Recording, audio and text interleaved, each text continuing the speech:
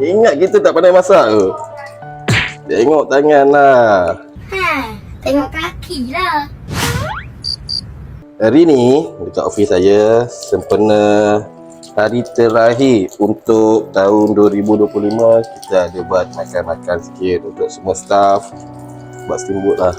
So guys, untuk tahun 2025 dah berakhir, dah masuk tahun 2026. Kita harap-harap azam 2025 tu tercapai, dan kalau kata ada yang tak tercapai, saya doakan untuk azam 2026 korang tu tercapai sukses, InsyaAllah.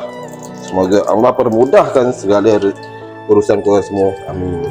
Dan saya nak mengucap ribuan terima kasih kepada korang, pada followers saya lah. Dan saya nak minta maaf sekiranya ada kesilapan, kesasaran daripada saya ataupun tim saya sendiri. So apa pun, terima kasih sebab terus support Serta Banker.